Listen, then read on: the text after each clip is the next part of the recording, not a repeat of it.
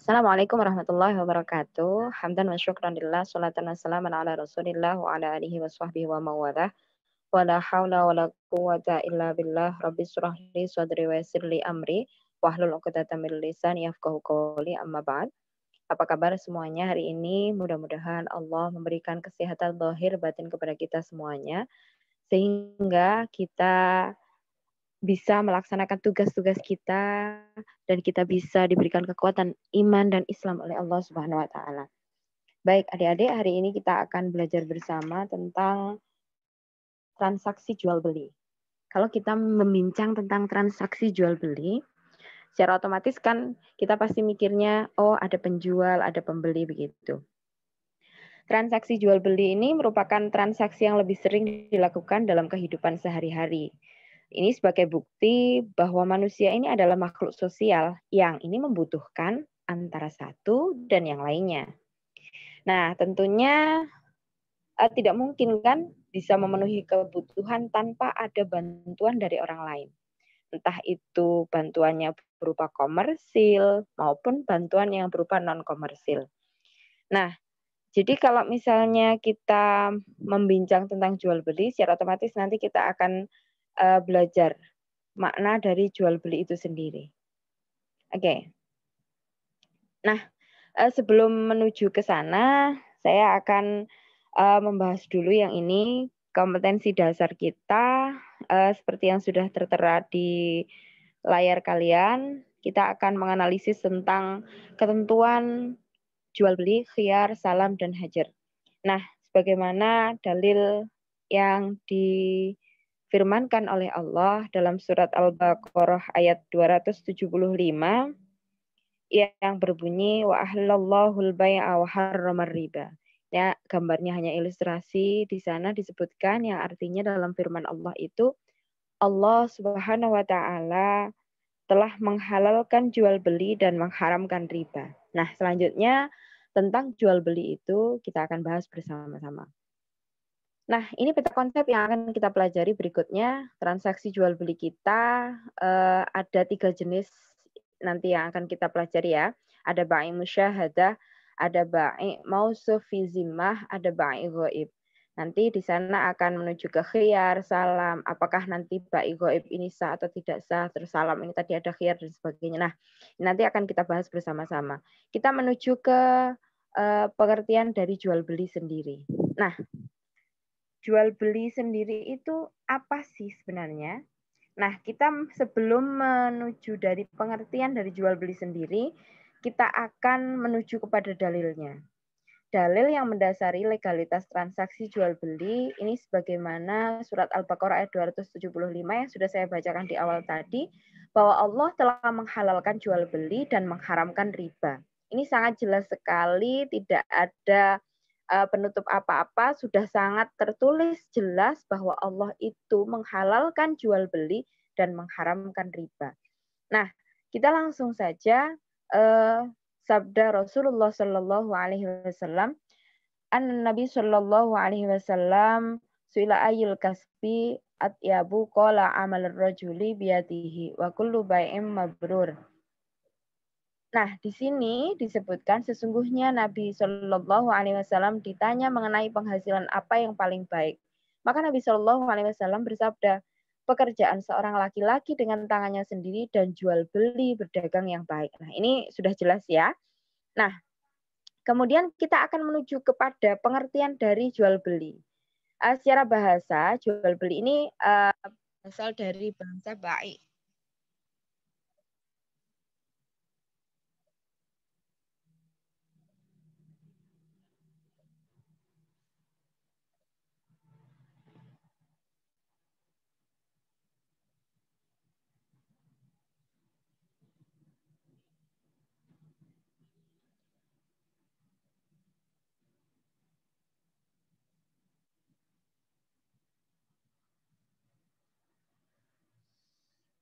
Baik, saya ulangi lagi. Secara bahasa, bai berarti tukar menukar sesuatu, sedangkan secara istilah, bai atau jual beli adalah tukar menukar materi atau maliyah yang memberikan konsekuensi kepemilikan barang atau ainnya tadi atau jasa manfaatnya itu secara permanen.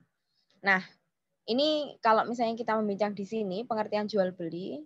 Nah, al-bai at-tijarah al-mubadalah. Jadi jual beli ini dalam bahasa Arab bisa disebutkan di sini ini tadi ya.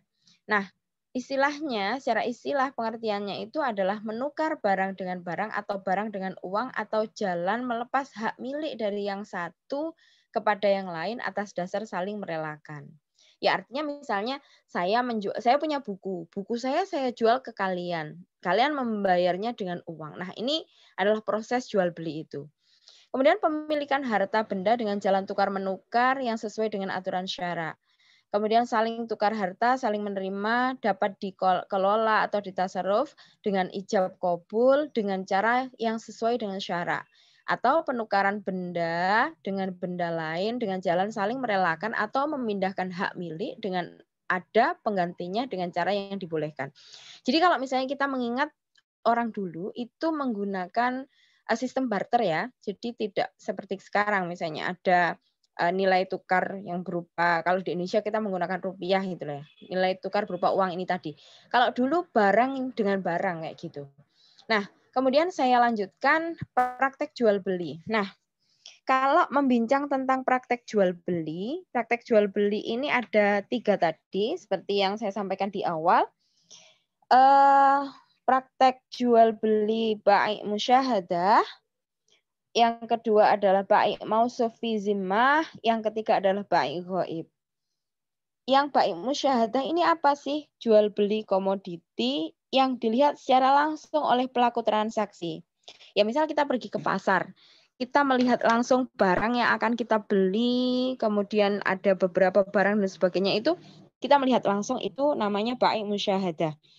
Nah, batasan musyahadah ini bersifat relatif sesuai karakteristik komoditinya. Nah, setiap bentuk musyahadah yang bisa menghasilkan maklum pada komoditi maka dianggap cukup. Baik dengan cara melihat secara keseluruhan atau secara hukman. Nah, melihat sebagian komoditi dianggap cukup jika telah mewakili keseluruhan kondisi komoditi. Jadi misalnya gini, jual beli mengacu pada sampel. Jadi kalau misalnya kita mau beli beras, nah kita mau beli beras kan secara otomatis tidak mungkin kan, misalnya beli berasnya itu 80 kilo. Kita kan biasanya cuma sampel beberapa, kita ngambilnya sedikit begitu, orang bilang sak carok gitu ya. Nah kita cek, oh ini barangnya bagus kayak gitu. Nah jadi kayak sampel gitu loh. Terus kemudian melihat secara hukmannya dianggap cukup jika bagian luar komoditi berfungsi sebagai pelindung komoditi. Makanya dulu Rasulullah itu tidak pernah menutup-nutupi kecacatan dari barang yang dijual beliau. Ya, makanya ini yang disebut bahwa beliau dikenal pada saat berdagang itu dengan sebutan Al-Amin begitu. Nah, yang kedua, bai' mausuf fi zimmah. Bai' mausuf fi zimmah ini adalah transaksi jual beli dengan sistem tanggungan dan metode maklumnya melalui spesifikasi kriteria dan ukuran. Nah, secara substansi, bai' mausuf fi zimmah ini hampir mirip dengan transaksi salam, namun berbeda dalam beberapa hal. Ini nanti akan kita bahas berikutnya ya. Yang ketiga adalah bai' ghaib. Bai' ghaib ini adalah jual beli komoditi yang tidak terlihat oleh kedua pelaku transaksi atau oleh salah satunya. Menurut Qaul Azhar dalam madhab Syafi'i, praktek demikian hukumnya tidak sah karena termasuk bai' al-gharar atau jual beli yang mengandung unsur penipuan. Sedangkan menurut Muqabil Azhar dan Imam Salasah atau 3 imam madhab selain Imam Syafi'i, bai' ghaib ini sah jika menyebutkan spesifikasi ciri-ciri dari komoditi, ya, sifat, jenis, dan macamnya. Kalau sekarang mungkin bai' ghaib ini kayak transaksi online ya, kayak misalnya sekarang. Nah, selanjutnya kita akan menuju ke hukum jual beli.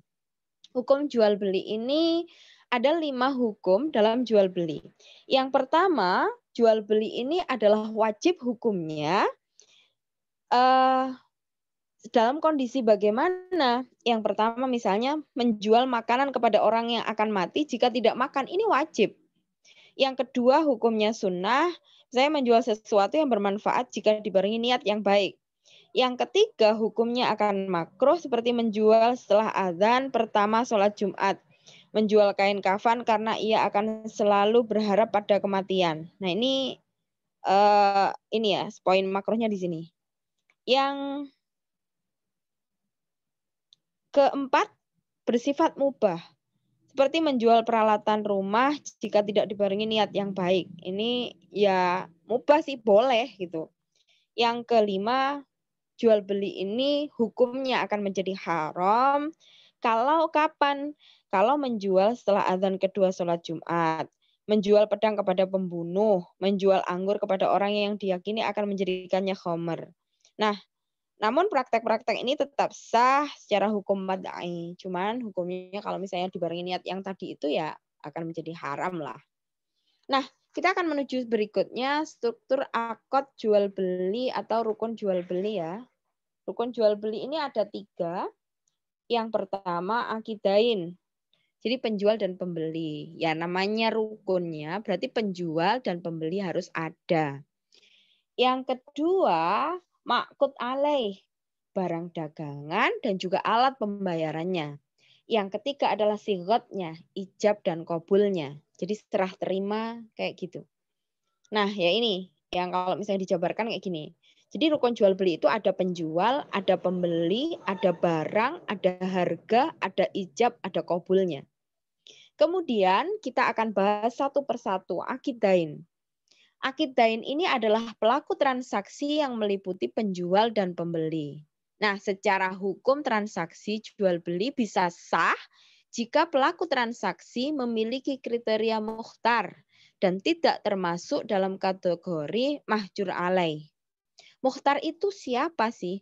Mukhtar adalah seorang yang melakukan transaksi atas dasar inisiatif sendiri tanpa ada unsur paksaan dari orang lain. Transaksi atas dasar paksaan hukumnya tidak sah karena transaksi tersebut dilaksana tanpa ada kerelaan dari pelaku transaksi. Ya kayak kalau misalnya kita mau menjual, kita enggak pengen menjual, tapi kita dipaksa menjual. Kalau kamu tidak menjual barang itu, kamu akan diancam apa kayak gitu. Nah, ini yang enggak boleh.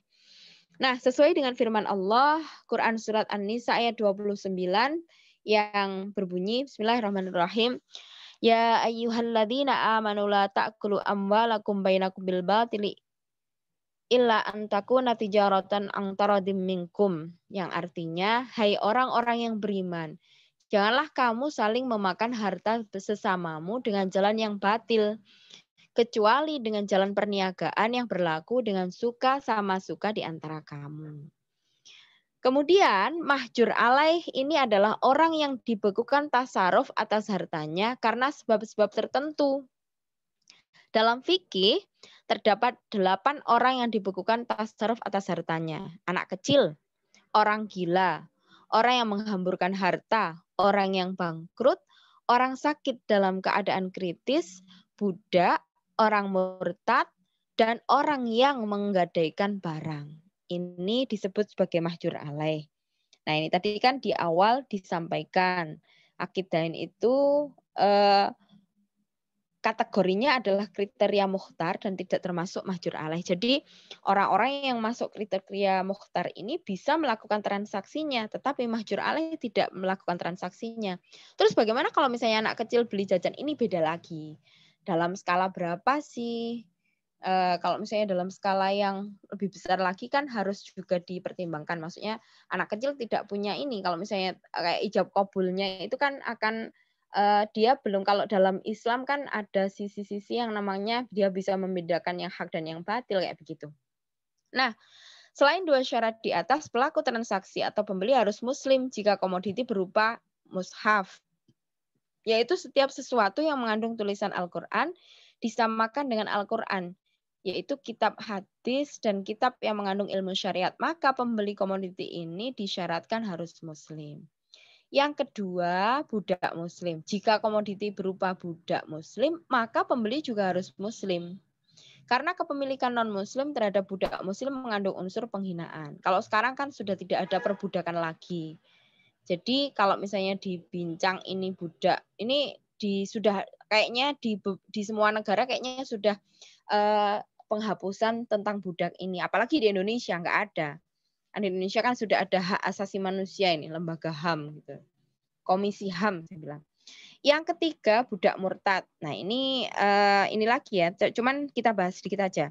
Budak murtad ini juga tidak sah dijual kepada non-muslim karena orang murtad masih terikat dengan Islam dengan adanya tuntutan untuk kewajiban pada agama Islam. Yang selanjutnya kita membincang ma'qud alaih. Rukun yang kedua adalah ma'qud alaih. Ma'qud alaih di sini adalah komoditi dalam transaksi jual beli yang meliputi barang dagangan dan alat pembayaran. Syaratnya ma'qud alaih itu ada 5, yaitu li al-aqid wilayah, yang kedua adalah maklum, yang ketiga muntafa bih, yang keempat makdur ala taslim, dan yang kelima adalah tohir atau suci.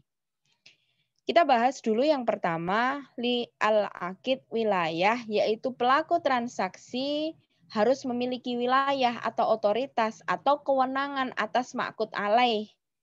Ma'qud alaih tadi apa? Barangnya atau alat pembayaran tadi. Jadi otoritas atau kewenangan atas komoditi bisa dihasilkan melalui salah satu dari 4 hal. Yang pertama adalah kepemilikan, yang kedua adalah perwakilan atau wakalah, yang ketiga kekuasaan atau wilayah seperti wali anak kecil, wali anak yatim, penerima wasiat. Yang keempat, izin dari syariat seperti penemu barang hilang dengan ketentuannya. Pelaku transaksi yang tidak memiliki salah satu dari 4 otoritas ini, maka jual beli yang dilakukan tidak sah secara hukum. Sesuai dengan sabdanya Rasulullah Shallallahu Alaihi Wasallam, la bai'a illa fi ma tamliku. Tidak boleh menjual kecuali barang yang kamu miliki. Jadi kalau misalnya hari ini kan kayak musim ya, motor curian. Kemudian motor curian itu dijual ke orang lain. Ini hukumnya tidak sah. Karena orang yang mencuri atau yang menjual tadi tidak punya hak atas motor tersebut.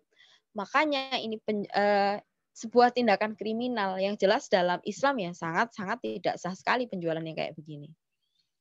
Yang kedua, tentang syarat ma'qud alaih tadi, yang kedua adalah maklum. Adalah keberadaan komoditi diketahui oleh pelaku transaksi secara transparan. Pengetahuan terhadap komoditi bisa dihasilkan melalui salah satu dari 2 metode. Yang pertama secara langsung, ya misal kita pergi ke toko, kita ke swalayan, kita ke pasar, kita membeli secara langsung, di sana kita lihat barangnya, maka ini metode melihat secara langsung.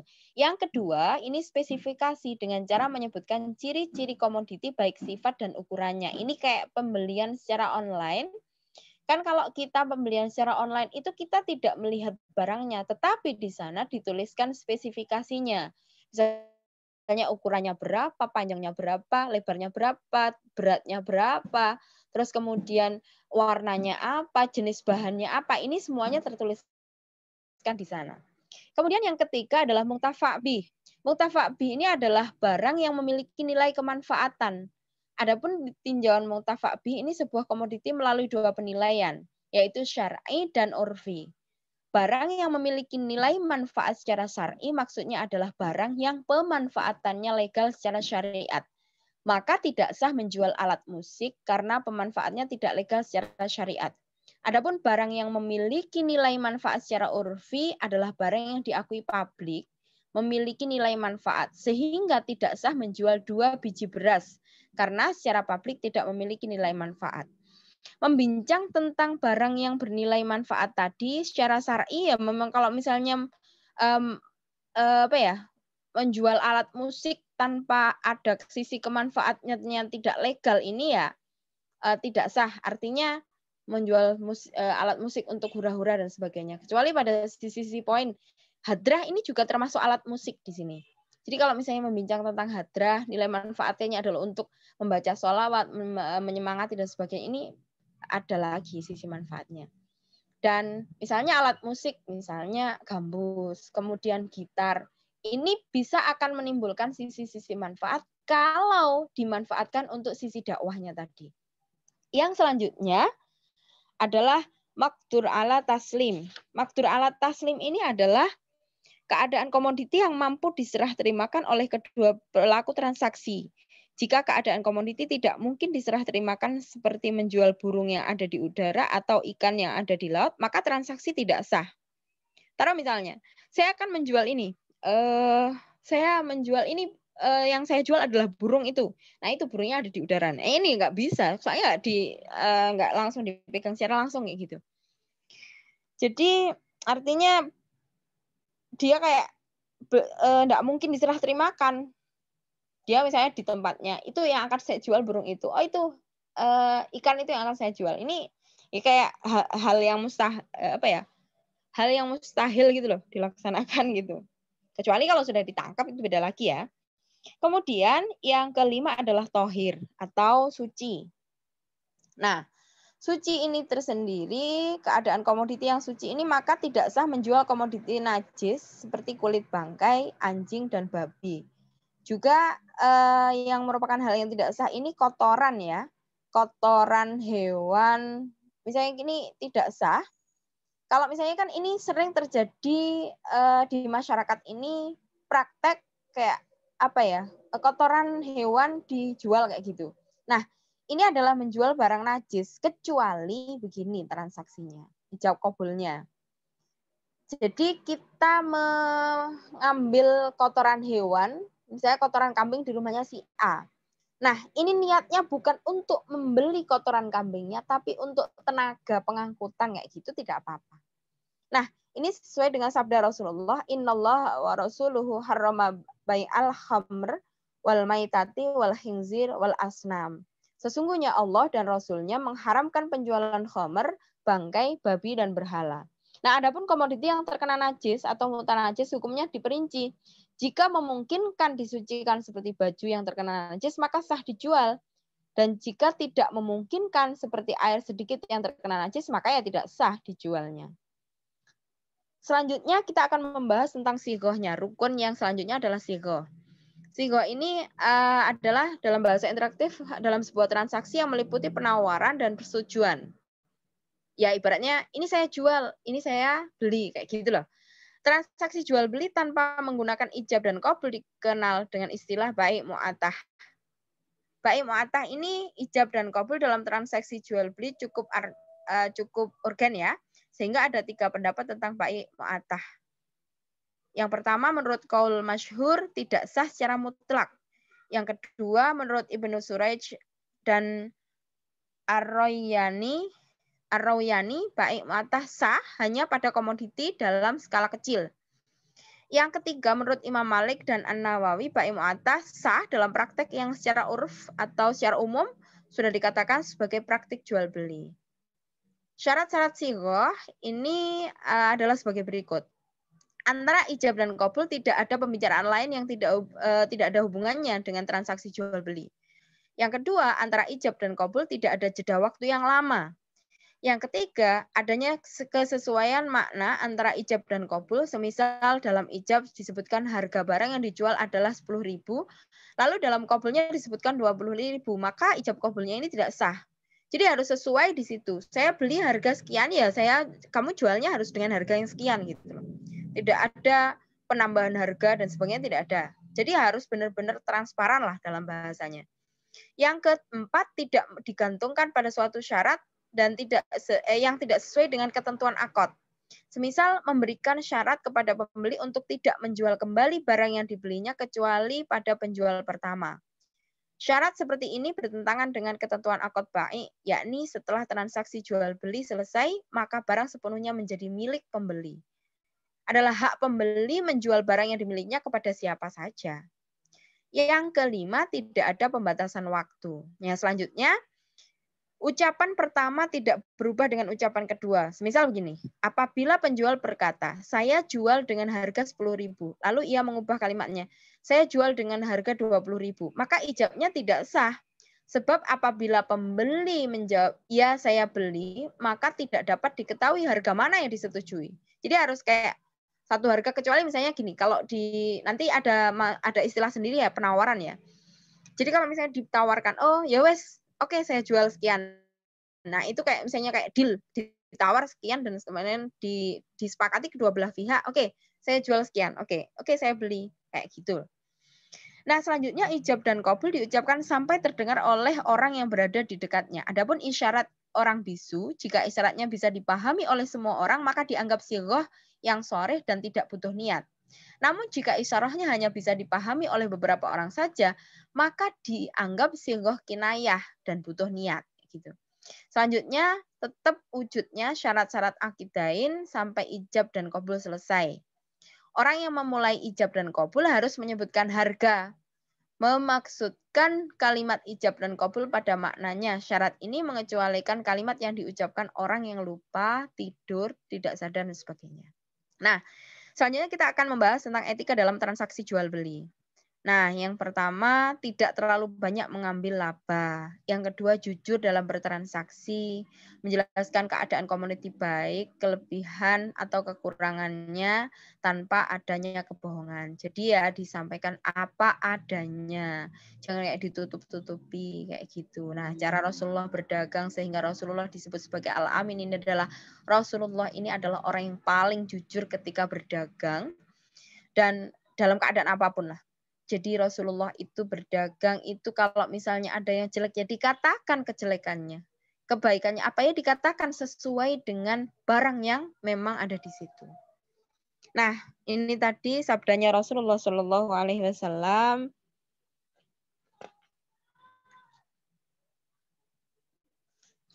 Innat tujara yub'atsuna yaumal qiyamati fujjar illa manittaqallahu wa barra wa shadaq. Sesungguhnya para pedagang dibangkitkan pada hari kiamat dalam keadaan durhaka kecuali orang yang takwa kepada Allah, berbuat baik dan jujur. Yang ketiga, dermawan dalam bertransaksi baik penjual dengan cara mengurangi harga barang atau pembeli dengan cara menambah harga barang. Itu seperti dalam hadisnya Rasulullah, rahimallah rajulan samhan idzaba wa idzasyara wa idzaqtada bidaini. Allah Subhanahu wa taala mengasihi seseorang yang dermawan ketika menjual, membeli dan menagih hutang. Sekarang kalau menagih hutang harus bawa ini ya. Biasanya kalau sekarang itu orang yang menagih hutang itu lebih orang yang punya hutang itu lebih menakutkan daripada yang menagih hutang kayak gitu biasanya. Selanjutnya sunnah menjauhi sumpah walaupun jujur. Ya ini kalau misalnya menyangkut misalnya wallahi barang ini adalah gini kayak gitu. Jadi ini dijauhilah, disampaikan apa adanya sesuai dengan yang di atas tadi saya sampaikan. Kemudian yang kelima, disunahkan memperbanyak sedekah sebagai pelebur dosa yang terjadi ketika transaksi. Jadi ini jelas ya, sedekah itu adalah salah satu pelebur dosa, salah satu penolak bala. Ya, di antara hasil yang kita peroleh dari harta kita itu ya sebagian adalah miliknya orang miskin. Jadi bagaimana kita menyedekahkan, memberikan hak mereka itu. Yang keenam, sunnah mencatat transaksi yang dilakukan dengan jumlah piutang. Berdasarkan firman Allah dalam surat Al-Baqarah ayat 282, ya ayyuhalladzina amanu idza tadayantum bidainin ila ajalin musamman faktubu. Hai orang-orang yang beriman, apabila kamu bermuamalah tidak secara tunai untuk waktu yang ditentukan, hendaklah kamu menuliskannya. Selanjutnya, transaksi jual beli yang dilarang. Ada ikhtikar, menimbun. Jadi menimbun makanan pokok yang dibeli ketika waktu mahal untuk dijual kembali dengan harga yang lebih mahal. Setelah masyarakat sangat membutuhkan, ikhtikar hukumnya haram. Ya, jelas menimbun barang padahal orang butuh banget, maka ini hukumnya haram. Itu sabdanya Rasulullah, la yahtakiru illa khati'un. Tidak menimbun kecuali orang yang durhaka. Man ihtakaro alal muslimin ta'amahum dorobahullah bil khudumi wal iflas. Barang siapa yang menimbun makanan orang-orang Islam, maka Allah akan membuatnya berpenyakit kusta dan bangkrut. Ikhtikar haram jika memenuhi 5 hal. Makanan yang ditimbun adalah makanan pokok. Yang kedua, makanan pokok yang ditimbun didapatkan dengan cara membeli. Jika tidak didapatkan dengan cara membeli seperti hasil panen, maka tidak haram. Jadi kayak misalnya pada saat itu harganya murah, dibeli semuanya, ditimbun, nanti dijual lagi pada saat harganya mahal. Kecuali panenan sendiri itu beda lagi ya. Yang ketiga, pembelian dilakukan ketika harga makanan pokok mahal. Maka tidak haram jika pembelian dilakukan ketika harga murah. Setelah ditimbun, dijual kembali dengan harga yang lebih mahal jika penimbunan atas dasar untuk konsumsi pribadi atau keluarga sendiri. Atau untuk dijual lagi namun tidak dengan harga yang lebih mahal. Gitu. Yang selanjutnya adalah penjualan setelah penimbunan dilakukan ketika keadaan masyarakat sangat membutuhkan. Jika tidak demikian, maka ya tidak haram. Yang selanjutnya kita akan membahas transaksi jual beli yang dilarang adalah najsi. Najsi ini adalah menawar barang dengan cara meninggikan harga bukan karena ingin membeli tapi untuk menipu orang lain.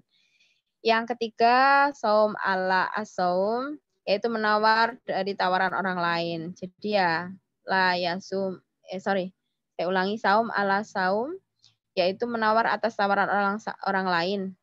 La yasumur rajulu ala saumi akhihi. Seorang laki-laki tidak boleh menawar atas tawaran saudaranya. Saum ala saum bisa terjadi jika dari pihak pembeli atau pihak penjual kayak gitu. Kemudian kalau misalnya dari pihak pembeli ini yang kayak bagaimana? Nah, menawar barang dengan harga yang lebih tinggi atas barang yang telah disepakati harganya dengan penjual atau pembeli pertama. Seperti seorang pembeli kedua dengan penjual, ambillah kembali barangmu karena aku akan membeli darimu dengan harga yang lebih tinggi. Nah, itu nggak boleh karena sudah dibeli oleh orang lain atau sudah ditawar oleh orang lain.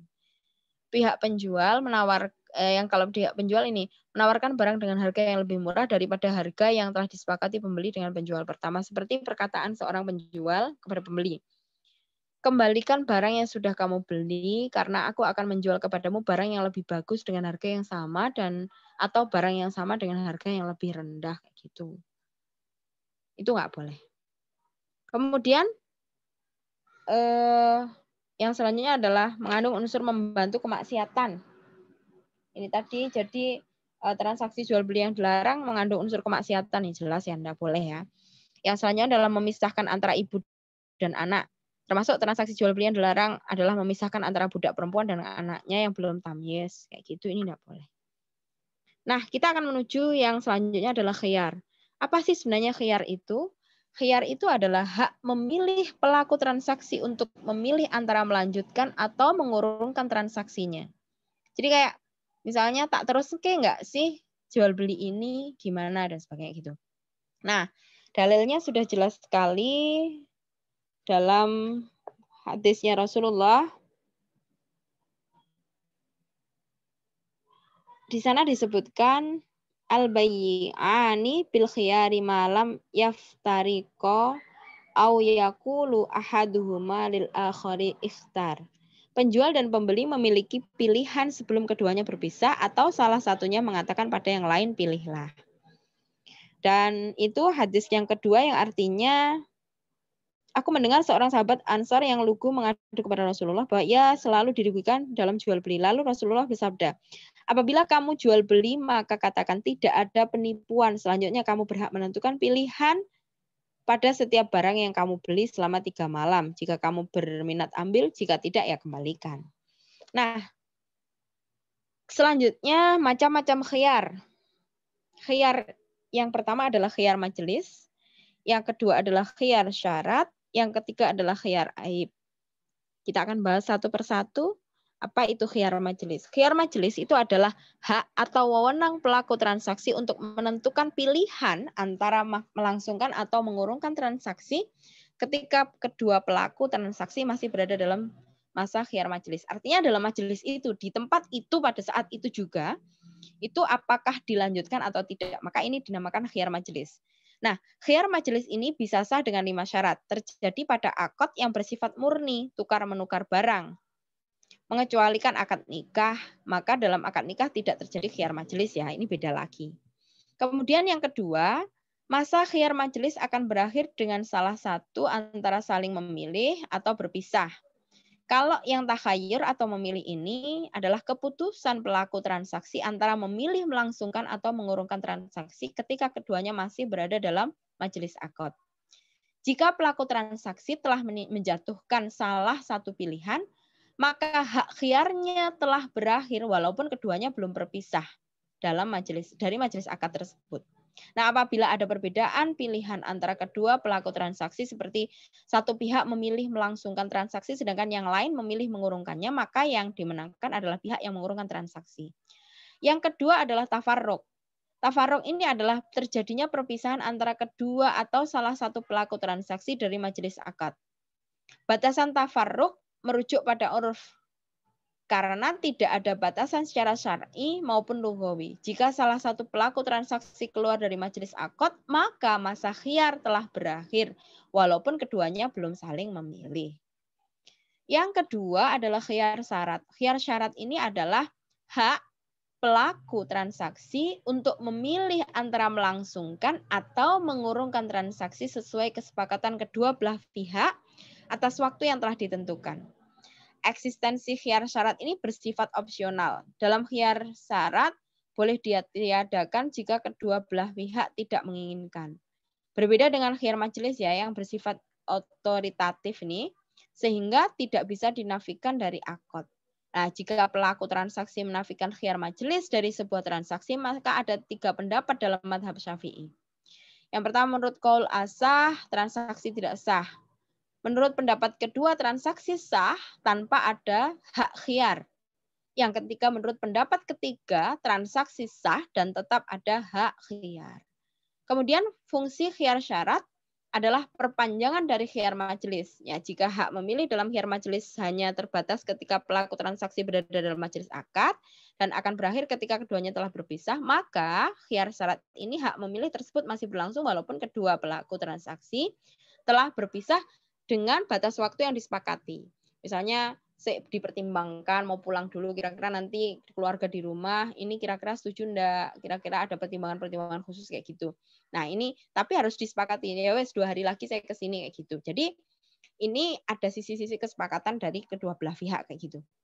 Nah, masa khiyar syarat telah ditentukan oleh syariat, yakni tidak boleh melebihi 3 hari 3 malam. Pendapat ini adalah mazhab Syafi'i dan mazhab Hanafi. Menurut mazhab Hambali, masa khiyar syarat sesuai dengan kesepakatan kedua pelaku transaksi walaupun melebihi 3 hari. Sedangkan menurut mazhab Maliki, masa khiyar syarat bersifat relatif sesuai dengan komoditinya. Artinya boleh kurang dari 3 hari, boleh 3 hari, dan boleh melebihi 3 hari jika komoditinya seperti rumah atau sejenisnya. Yang selanjutnya, khiyar syarat bisa sah jika memenuhi 6 syarat.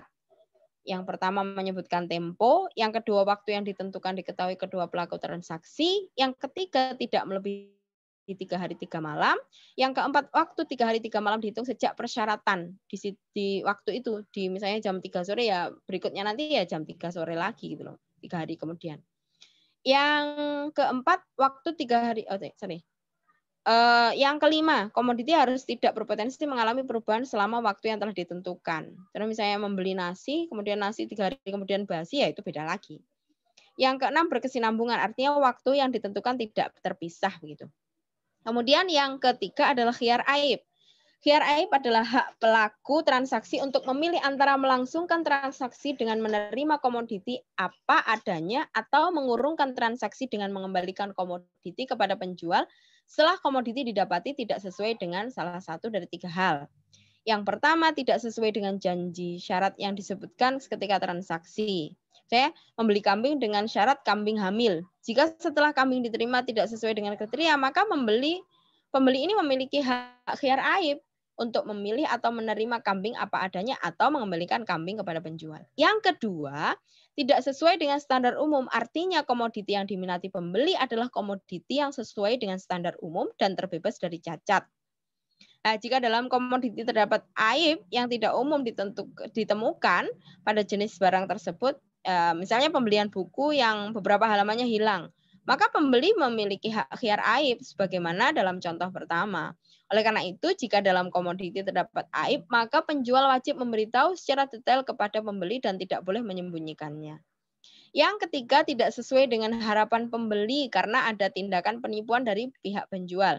Seperti sengaja tidak memerah susu hewan sebelum dijual agar pembeli mengira bahwa hewan tersebut memiliki banyak susu. Dalam praktek ini, pembeli memiliki hak khiyar aib antara memilih antara menerima hewan tersebut sesuai dengan kondisi yang diterima atau mengembalikan kepada penjual. Nah, dalam khiyar aib ini ada 4 kriteria aib yang bisa menetapkan hak khiyar aib. Yang pertama adalah aib qadim, aib yang wujud sebelum transaksi dilaksanakan atau setelah transaksi namun sebelum serah terima barang, atau setelah serah terima barang namun merupakan akibat dari sebab yang terjadi sebelumnya. Nah, kriteria aib demikian bisa menetapkan hak khiyar aib karena barang masih menjadi tanggung jawab penjual. Nah, berbeda dengan aib-aib yang wujud setelah serah terima barang dan bukan merupakan akibat dari sebab yang terjadi sebelumnya. Aib ini tidak dapat menetapkan hak khiyar aib karena barang sudah menjadi tanggung jawab pembeli. Jadi sudah pindah kepemilikan kayak gitu. Yang kedua, aib yang mengurangi fisik. Yang ketiga, aib yang mengurangi harga pasaran. Kemudian yang keempat adalah aib yang tidak umum ditemukan pada jenis barang tersebut. Nah, selanjutnya hak khiyar aib bersifat otoritatif atau kohri sebagaimana khiyar majelis. Artinya khiyar aib ada secara otomatis jika komoditi didapati tidak sesuai dengan 3 hal di atas. Bukan atas dasar keinginan pribadi atau kesepakatan pelaku transaksi seperti khiyar syarat.